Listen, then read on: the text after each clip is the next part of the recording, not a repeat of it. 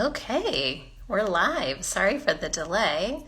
We are now here. I'm MacKenzie Stevens. I'm the director of the Visual Arts Center here in Austin. I am going to ask Madeline Hollander to join me, so bear with me for one moment.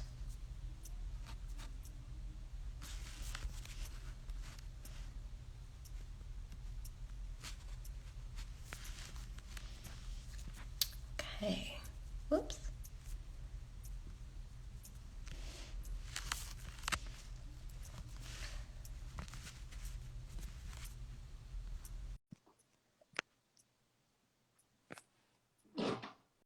Okay, so Madeline should be on with us in just a few seconds. Hi. Hi, great. It worked. It worked. I'm so sorry for the delay. No problem. It's nice to see you. Really good to see you again. Again, exactly. Um, so yeah, I just introduced myself, so I'll just be mention a few housekeeping things and then I'll introduce you.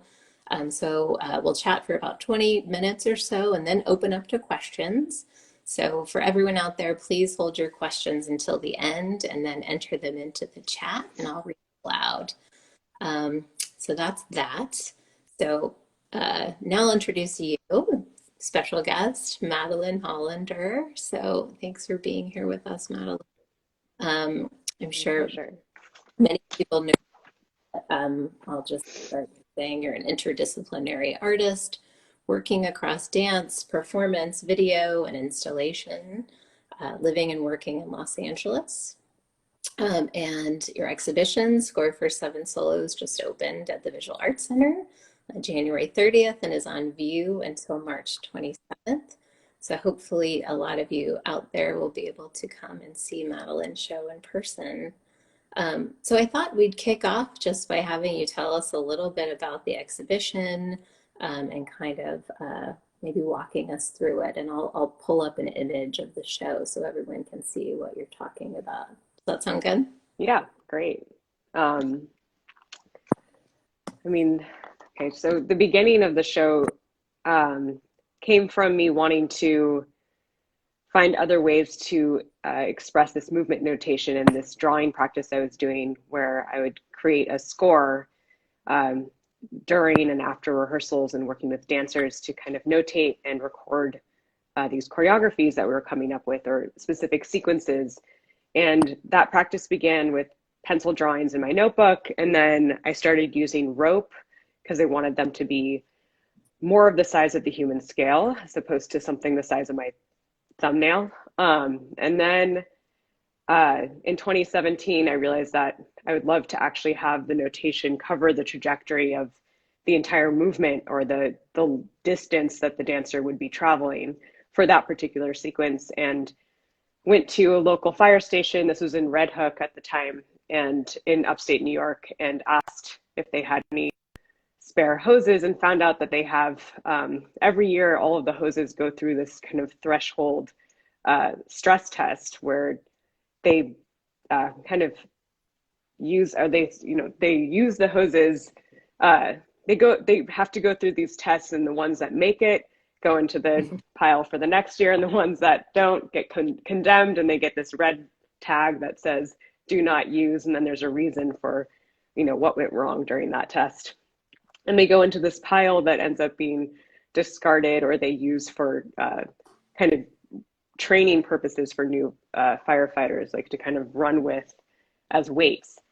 And so they told me I could just take as many as I wanted of these discarded, very dirty old hoses, and I started making sequences that were the length of, an actual proscenium stage, or the area that I was designing the piece for. And this was really satisfying because there's already so many challenges in creating a 2D notation system. And so this allowed me to kind of not only be physical with the notating process, but also incorporate some three-dimensional elements. And it was challenging. It would kind of obscure this, it would abstract the score in a way that would be really due to the materiality of the hose itself, which I also really enjoyed. And then that would then affect the movement sequence. So this piece, so that's the background story. But this piece was something that over the past, I guess, 9 months now, I was trying to think of what sequences I wanted to do for this space using the hoses. And one of the things that has completely melted away for me is this sense of timekeeping and organizing days of the weeks and months and the difference between a weekend and a weekday. And decided that I really wanted to visualize or create a piece that would be representative of each day of the week. So I decided to make a score for sequences, one for each day of the week, and then invite dancers from the University of Austin's dance department to come in and interpret these daily scores, these movement sequences, in their own way, and produce 7 solos. So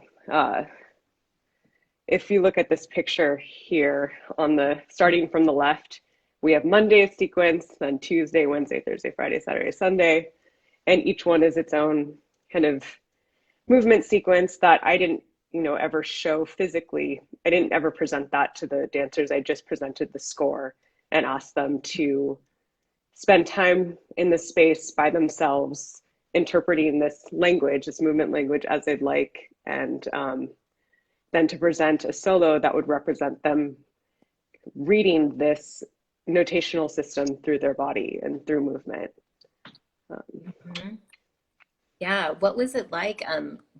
Working with dancers at a distance way, that's something that we didn't get a chance to really talk about that much when you were here in Austin installing the show, but I'm so curious about kind of that process. It's such a different way of working, and it seems so specific to the moment that we're in.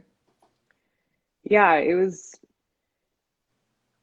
really wonderful to be able to connect with each of the dancers one-on-one. I think that we didn't get to rehearse together, obviously, but I did have really incredible phone calls where we got to just talk more about the concept and less about training and background. And for me, the goal for building this composition and for these 7 solos was to find dancers who had incredibly different types of training and technical backgrounds in movement, whether or not they're a movement creator or they're a cheerleader or a ballet dancer or an improv, and talk about their experience with notation and recording and archiving movement and how they do it for themselves, and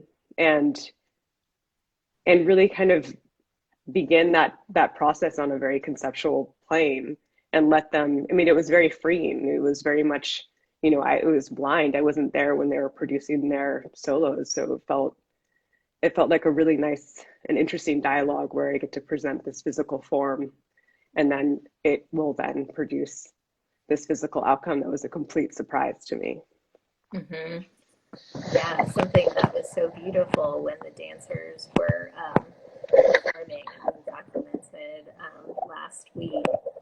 Several of them said to me, like as they were leaving, that they were so grateful that they had this opportunity to kind of, not only perform, because obviously that's been totally curtailed, but just that you gave them so much sort of trust and kind of just allowed them to kind of, go with it essentially and just create their own choreography within your work. And I think that was a really interesting space for all of them to occupy, and especially as students, for a professional artist to give them so much trust was like really, really meaningful. So it was really, really nice to hear that.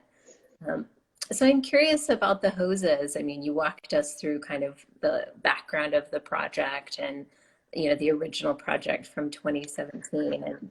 And but this is the first time that you've used the hoses in a gallery context, right? And then, of course, Yeah. you're coding the days of the week.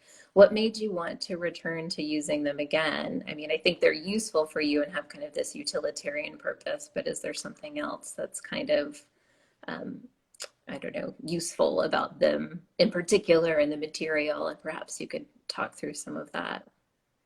Yeah. for me, the piece that happened in 2017 that was outside felt more like a rehearsal or a trial run or like a beta test. And it was kind of a discovery moment and less of a final piece. And I've been wanting to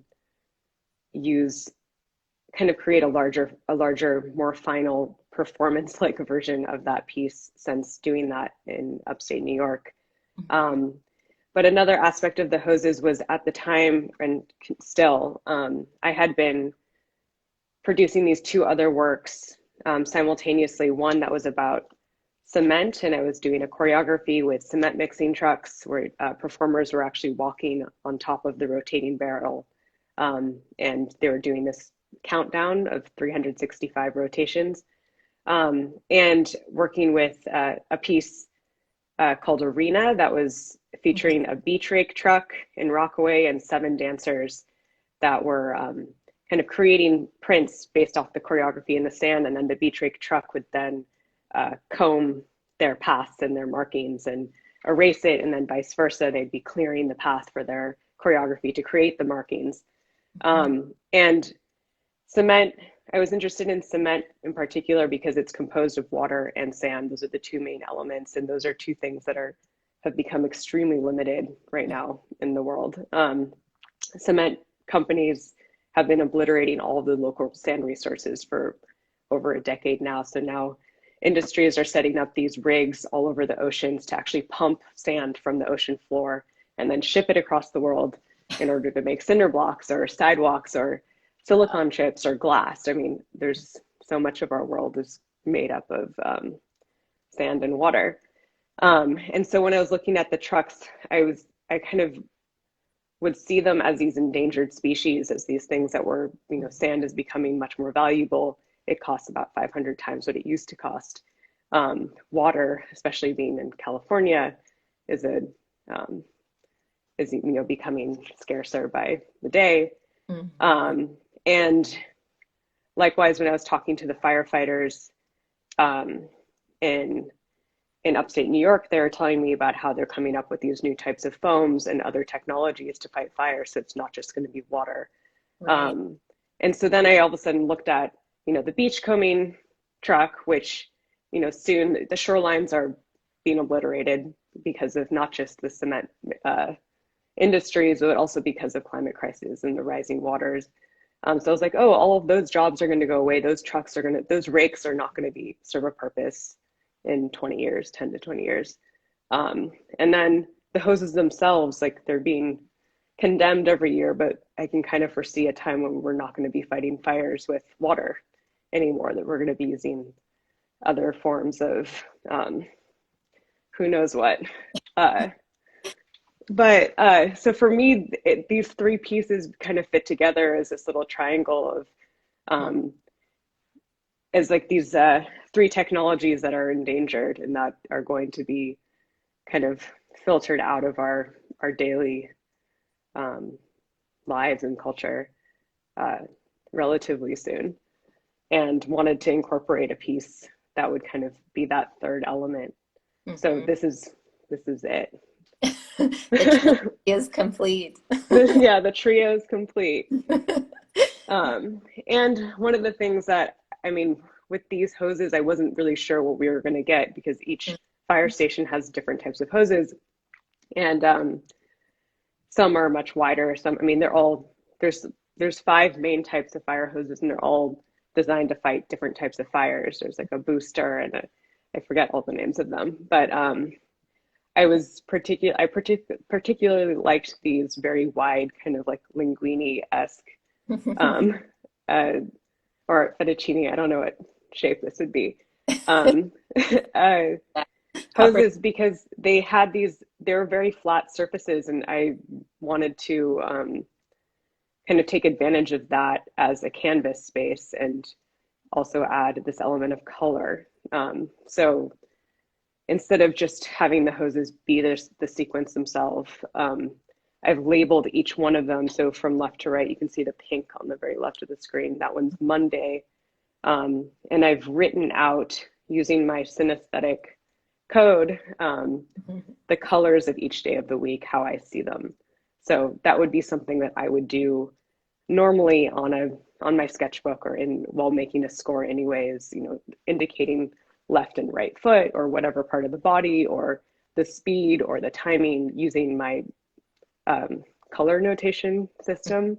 And so I decided to incorporate that um, in part as an experiment to see how that would work out in this piece to kind of delineate the days of the week a bit more. Yeah, it was so interesting talking that through with you when you were in LA, just kind of talking about it over the phone and trying to imagine how this was going to look and sort of all kind of come together. But it looks really extraordinary, and trying to decode it too is super fun, and walking through the space and really kind of moving through the days of the week as you're moving through the galleries. And yeah, there's this really kind of interesting connection to like time and movement and the body and so forth. Perhaps you can tell us a little bit about making these compositions on the floor of the gallery, because they're so, I mean, watching you work and actually do it was so interesting. I mean, I kind of just stood on the sidelines and was, watching as you would go.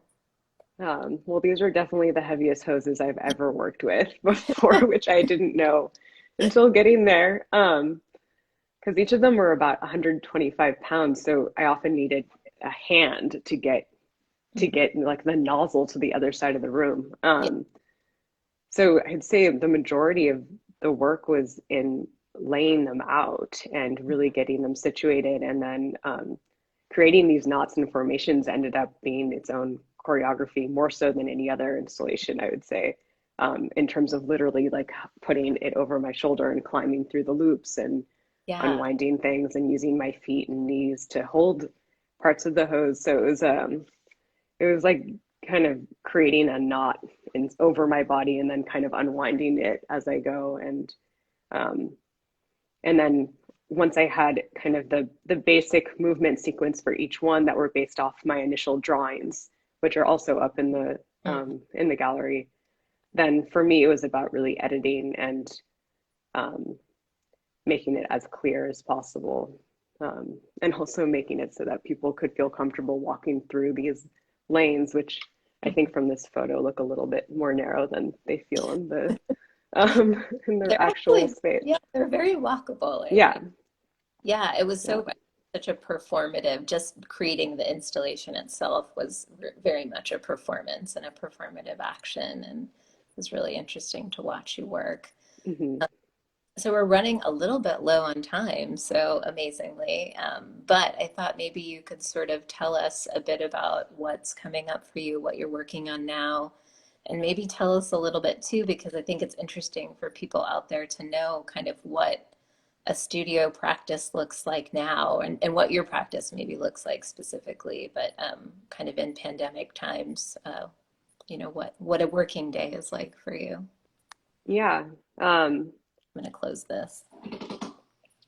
I think that my studio day has definitely, or that ebbs and flows based on so much on the project. It's definitely very research based. So a lot of times I'm um, reading and researching and trying to speak to people who are specialists in that particular area that I'm working in.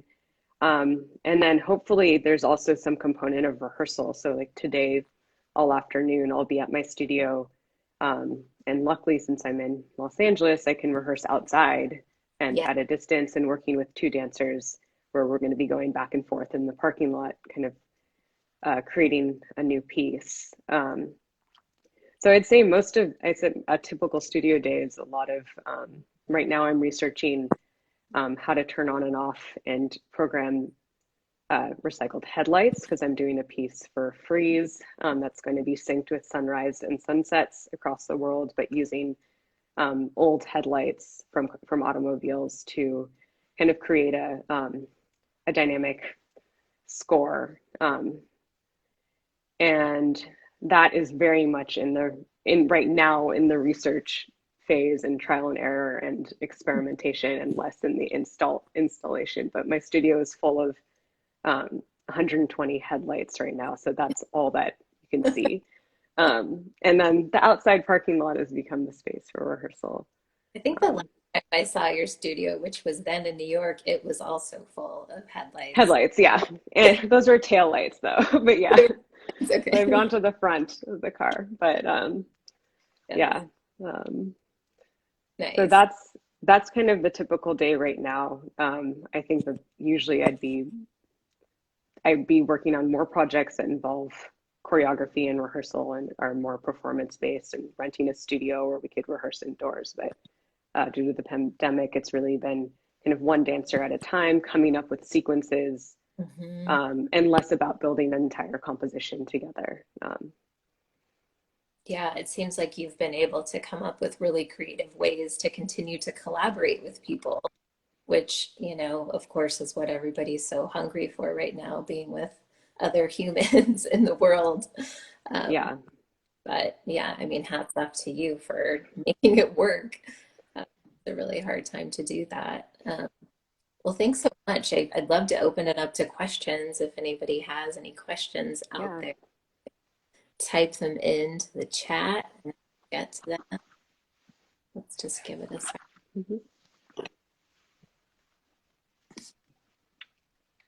Oops, don't see anything yet.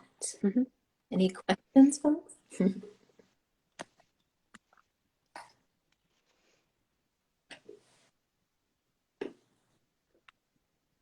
Okay. Well, maybe then we'll just end on told us a little bit of what's coming up and what you're working on, but oh, what's coming up for you, Madeline? Hi, Loretta. About to um, gonna say, yeah. I am preparing for a show at the Whitney Museum in March, which was supposed to happen last summer, and I'm so grateful it's actually happening now. That is a piece called Flatwing. That was a video I had made in 2018. Um, that was about me finding out that all of the crickets in Kauai, or in Hawaii actually now, have gone silent. Mm, And I came across these articles and this research while I was researching. I was creating a piece called New Max, which was at the Artist Institute. And part of that research was trying to find choreographies that have to do with temperature. So I was looking at all the different types of movements that you do to warm up your core, and like a 5 minute core warm up, and then also looking at tropical storm patterns and what happens to molecules when they're undergoing boiling points or they change temperature. And um, growing up in Los Angeles, I had remembered that you could tell the temperature outside based off the rate of the cricket chirp. So if they're going really fast, mhm. um, it'd be 80 degrees, and if it was slow it'd be 50, and there's a formula for calculating that. So I came up with I knew I wanted to somehow incorporate that into this concept and into the choreography, Mhm. and started researching how to buy, this is a long story, but how to actually bring live crickets into the gallery, thinking that maybe they could become a soundscape of some sort. And really quickly that idea was just that became a horrible and unethical route. But I came across these articles about how the crickets were going silent, and this really remarkable story about how that's happening, and this being the example of accelerated evolution, which is something that we're witnessing more and more, as the climate is changing in these rapid paces. Mhm. And decided, after discovering that there's no footage of these silent crickets, and like they're still performing the movements as if they're chirping, rubbing their wings together, but Wow. and have these new behaviors, that I would go and uh, rent an infrared camera and try and find them myself. This footage was not something that any research lab had any interest in at all. So after finding I, out that that was useless, they I just was very convinced that I was going to be able to find them. mhm.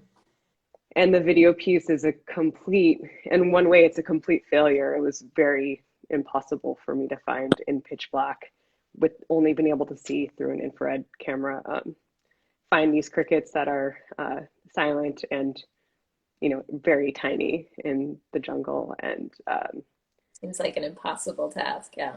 It was an impossible task, and it presents this conversation between me and this entomologist who's kind of shutting down all of my very romantic theories. And I'm very convinced that I'm going to be able to witness this beginning of a new mating dance, because I was convinced that if they couldn't chirp, they're going to have to do something physical. And Hmm. she, in a very factual way, kind of continuously shuts down these ideas. And it shows this very, I think, resonant tension that exists in all of my work of,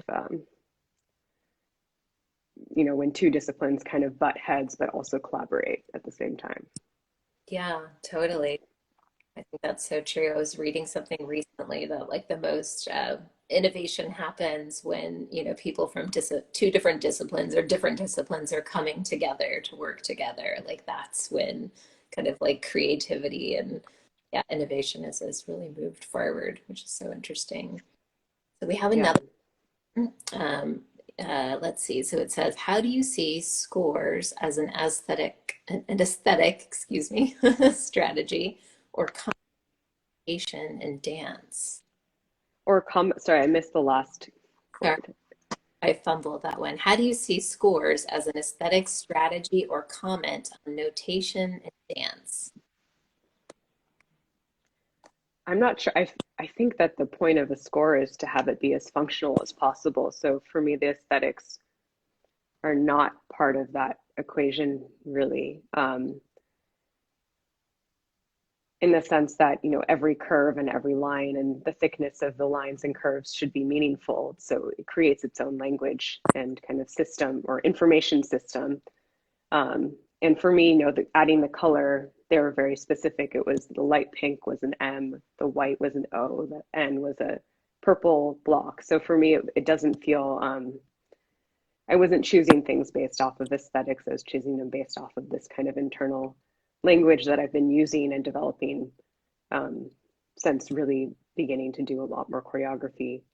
Um, I think one of the more fascinating things about movement notation and scores for anything that's kind of ephemeral is the fact that there isn't any universal notation. There have been attempts at it, such as Laban notation, and those have kind of failed miserably and have been impossible to read and learn. And I really like the fact that, Merce Cunningham, I mean, every choreographer has their own scoring system, and that's something that becomes completely inseparable to the work itself. So it's, if you have your own movement technique, you're going to have your own score, or you're going to have your own notation. Hmm. There aren't tools that exist to create that, or a font or a, musical bars or anything. Yeah. Well, and it's so interesting. One of our conversations talking about, kind of how dance choreography is passed down through, you were using the example of the ballet and Yeah.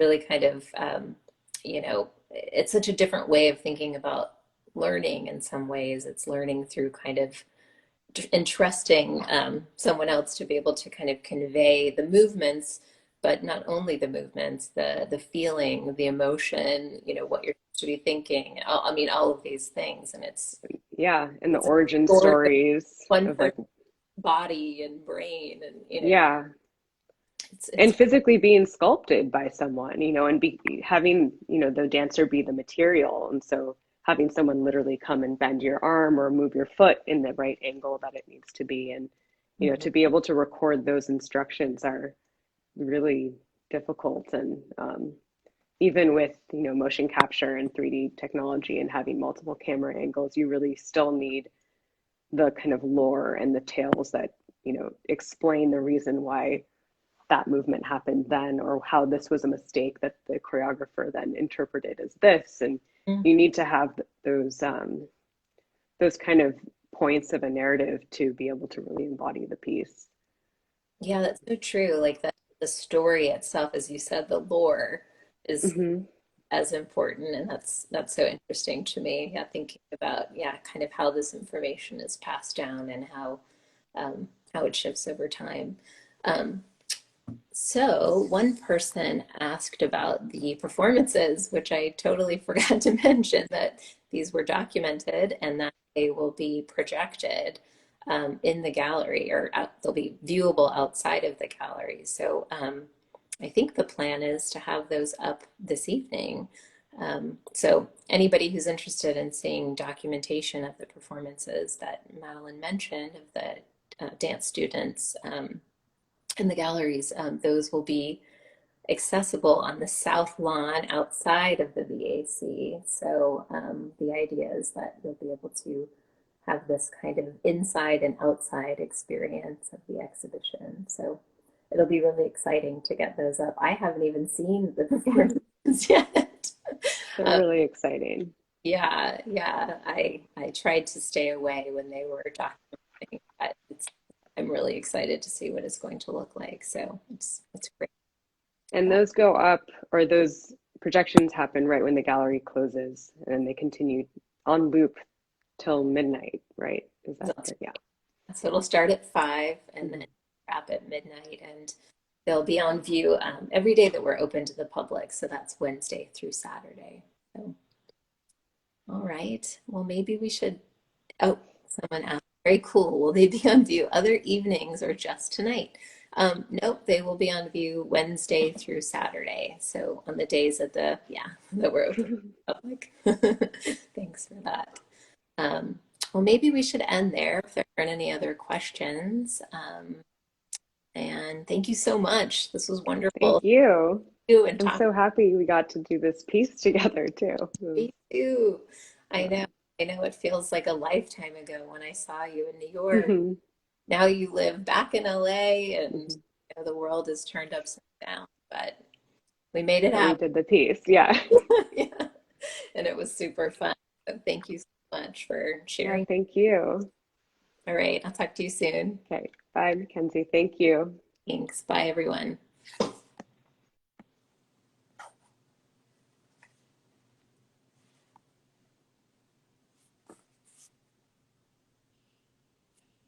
Bye.